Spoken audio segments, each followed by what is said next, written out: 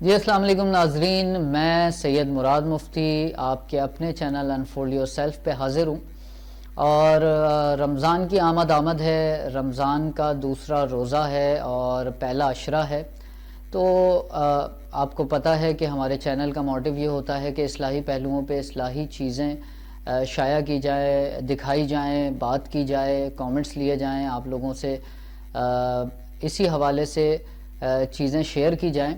تو آج ہم جس شخصیت کے ساتھ حاضر ہیں وہ خطیب بھی ہیں اور عالم دین بھی ہیں، اور ایک عہدے پہ اور فائز ہیں جو کہ مفتی کا ہے، بہت بڑا عہدہ ہے۔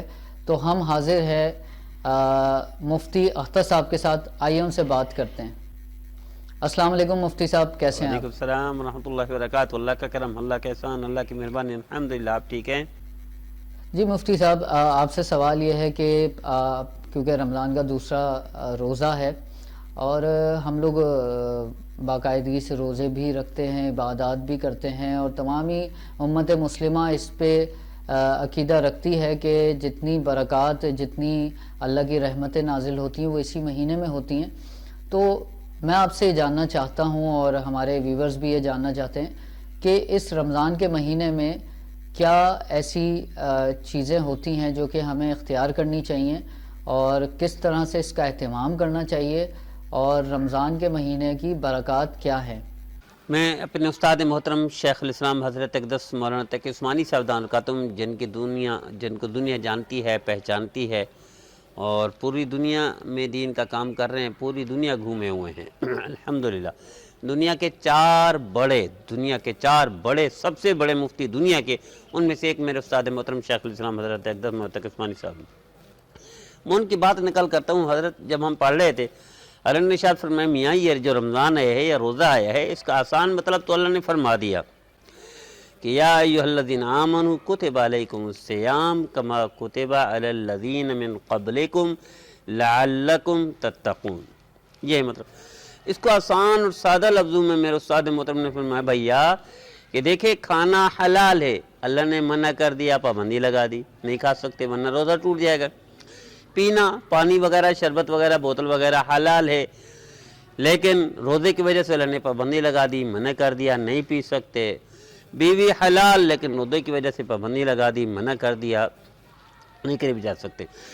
آپ نے ارشاد فرمایا میرے استاد محترم نے کہ دیکھو حلال چیزوں پر پابندی لگا دی، جو روزانہ روزمرہ زندگی کا لازمی جزو ہے، لازمی حصہ ہیں، جزو لا ینفک ہے، اس پر پابندی لگا دی کہ بھیا میاں یہ نہیں کر سکتے، تو حلال چیزوں پر پابندی لگا کے پریکٹس کرو۔ اللہ نے پیغام دیا کہ جو 1400 سال سے اللہ کے رسول نے فرما دیا کہ یہ حرام، یہ حرام، یہ حرام، یہ حرام، حلال چیزیں چھڑوا کر یہ پیغام دینا تھا کہ ان حرام کو چھوڑنا ہے جو پہلے سے اللہ کی ناپسندیدہ ہیں، اللہ کے رسول کے منع کردہ ہیں۔ وہ حرام کیا تھا؟ وہ زبان کی نافرمانی اللہ کی، آنکھوں کی نافرمانی اللہ کی، کانوں کی نافرمانی اللہ کی، ہاتھ و پاؤں کی نافرمانی اللہ کی، مارکیٹ کی نافرمانی اللہ کی، بہن بھائیوں کے ساتھ، ماں باپ کے ساتھ، رشتہ داروں کے ساتھ، اور قریبی عزیزوں کے ساتھ، یہاں تک کہ جانوروں کے حقوق وغیرہ کے بارے میں جو چیز منع کی ان سے رکنا تھا ان روزوں میں۔ یہ تھا پیغام، یہ تھا مقصد۔ لیکن المیہ دیکھیے میرے استاد محترم نے فرمایا کہ ہم حلال چیزوں سے باز آ جاتے ہیں، کھانا نہیں کھاتے۔ عام مسلمان، کمزور سے کمزور درجے کا مسلمان بھی کھانا نہیں کھاتا روزے میں، پانی نہیں پیتے، کمزور سے کمزور درجے کا مسلمان بھی خیال کرتا ہے کہ اللہ نے منع کر دیا، لیکن حلال چیزوں سے تو بچ جاتے ہیں۔ لیکن جو اصل practice makes a man perfect اللہ نے پریکٹس کروانی تھی وہ تھا حرام کا چھوڑنا، حرام سے باز آ جانا، حرام سے منع ہو جانا، حرام کی پابندی لگا دینا اپنے اوپر، وہ ہم نہیں کر پاتے۔ جھوٹ حرام تھا، روزے کے ساتھ چل رہا ہے، غیبت حرام تھی، روزے کے ساتھ چل رہا ہے، برائی حرام تھی، دل توڑنا حرام تھا، حق کھانا حرام تھا، روزے کے ساتھ چل رہا ہے۔ یہ ساری چیزیں مارکیٹ کی ہوں یا غیر مارکیٹ کی ہوں، معاشرتی ہوں یا سیاسی ہوں، ثقافتی ہوں، حرام سارے چھوڑنے تھے، ہم نہ چھوڑ سکے۔ یہاں تک کہ المیہ دیکھیے کہ یہودی ممالک مسلمان اپنے ان کے ممالک میں جو مسلمان رہ رہے ہیں ان کو رعایت دیتے ہیں رمضان میں، عیسائی ممالک مسلمانوں کو رعایت دیتے ہیں رمضان میں، بدھ مت ممالک مسلمانوں کو رعایت دیتے ہیں رمضان میں، ہندو ملک ایک ہی ہے دنیا میں یہاں تک کہ وہ بھی رعایت دیتا ہے مسلمانوں کو۔ کتنا دشمن ہے مودی، کتنا بدبختی ہے اس کی کہ دین کا دشمن ہے، اللہ کا دشمن، اللہ کے رسول کا دشمن، مسلمانوں کا دشمن، بدترین دشمن، لیکن مسلمانوں کو وہ بھی رعایت دیتا ہے رمضان میں۔ اور ہمارا وطن عزیز پاکستان اسلام کے نام پر، لا الہ الا اللہ کی بنیاد پر، کلمہ کی بنیاد پر بنایا گیا مسلمان ملک، پہلا مسلمان ملک دنیا میں وجود میں آیا کلمہ کی بنیاد پر، لا الہ الا اللہ کی بنیاد پر، اسلام کی بنیاد پر، وہاں ہم ایسا نہیں کر پاتے۔ یہاں تک کہ رمضان میں دگنے تگنے نافرمانیاں شروع ہو جاتی ہیں، ریٹ دگنے تگنے چگنے ہو جاتے ہیں۔ کیا اسی کے لیے رمضان تھا؟ اسی کے لیے روزہ تھا؟ تو آئیے آج سے توبہ کر لیجئے کہ حرام چھوڑنا تھا وہ حرام چھوڑ دیں، یہی پیغام ہے رمضان کا۔ مجھے امید ہے میرے بھائی میرے بہنیں اس پیغام پر خود بھی عمل کریں گے، دوسروں کو بھی کرائیں گے۔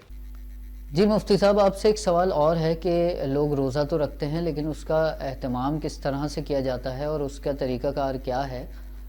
صبح سحری سے لے کے غروب آفتاب تک کا جو سلسلہ ہے وہ کس طرح سے ترتیب میں آیا جاتا ہے اور آپ اس کو کس طرح سے بیان کریں گے؟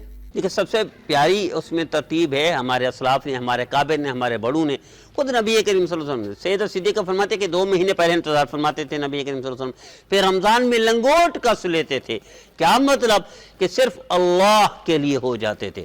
آپ تجربہ کر کے دیکھ لیجئے، آپ ذکر میں مصروف رہیں، آپ تلاوت میں مصروف رہیں، آپ اللہ کے کاموں میں مصروف رہیں، آپ کو کوئی پرواہ نہیں ہوگی، کوئی ٹینشن نہیں ہوگی، گناہوں سے بچتے رہیں، کوئی اللہ کا قرب بھی حاصل ہو جائے گا اور روزے کی مصروفیات یعنی روزے کی تکلیف بھی نہیں ہوگی اور مصروفیات بھی رہیں گی۔ آپ کا ڈیوٹی، آپ کا کاروبار، آپ کی دکان، آپ کا آفس، آپ ضرور جائیں اور اس میں جتنا ٹائم دے سکتے ہیں دیں۔ وہاں پہ بھی فارغ وقت میں آپ اللہ کے رسول کی فرما برداری کرتے رہیں۔ کیا مطلب؟ ذکر کرتے ہیں۔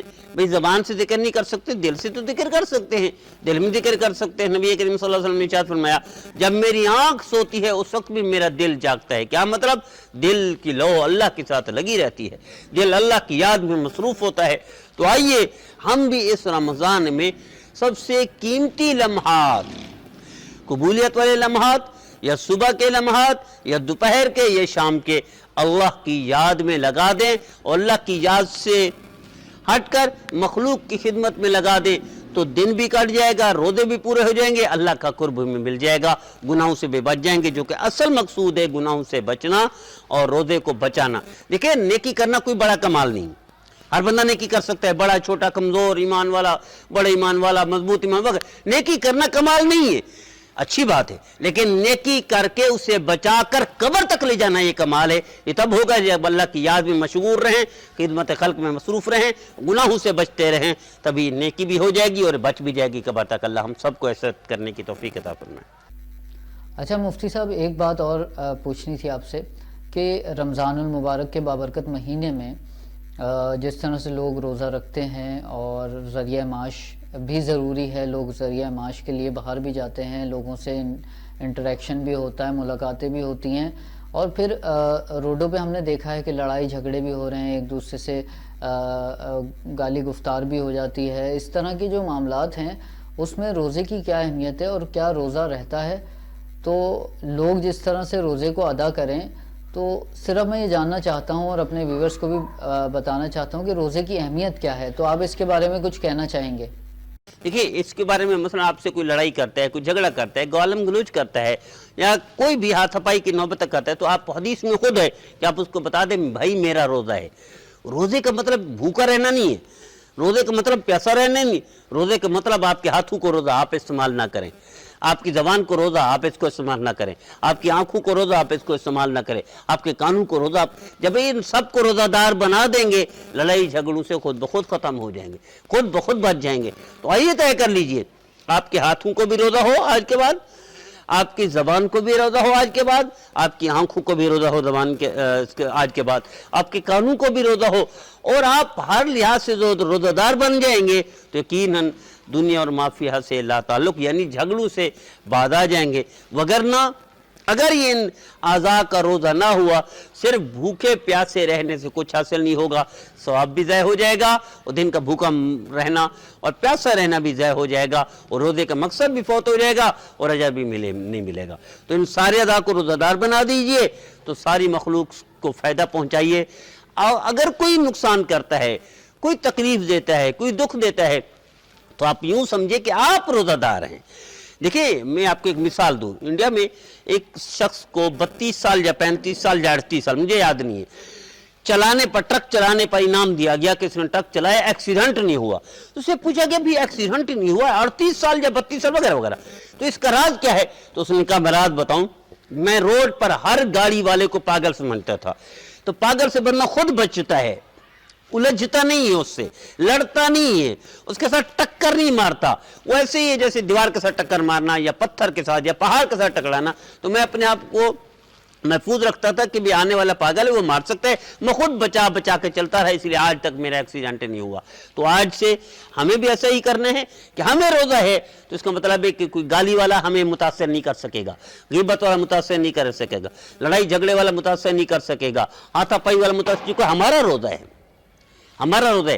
میں نے بیت اللہ میں دیکھا، بیت اللہ میں ملتزم کے ساتھ ایک کڑیال جوان حبشی، اس کو ایک نوجوان سا عمر 22 سے 25 سال کے درمیان، ادھر تھپڑ مارا خاموش رہا، ادھر تھپڑ مارا خاموش رہا، پھر تھپڑ مارا، یہاں تک کہ 7-8 تھپڑ مارے، اس نے چونہ کی ہاتھ باندھ کے کھڑا رہا، چونکہ بیت اللہ میں لڑائی کرنا منع ہے، جھگڑا کرنا منع ہے، غیبت کرنا منع ہے، برائی کرنا منع ہے، ہاتھ اٹھانا منع ہے، چونکہ وہ سمجھدار تھا، یہ تو نادان ہے، وہ سمجھ رہا تھا یہ نادان ہے کہ بیت اللہ میں ہاتھ اٹھا رہا ہے، یہ اپنے اعمال ضائع کر رہے ہیں، اپنے حج عمرے کو ضائع کر رہے ہیں، میں تو نہ کروں۔ وہ تھپڑ برداشت کر گیا، تکلیف سہ گیا، لیکن ہاتھ نہیں اٹھایا، یہاں تک کہ یہ نادان اپنی ساری بات ضائع کر کے چلا گیا۔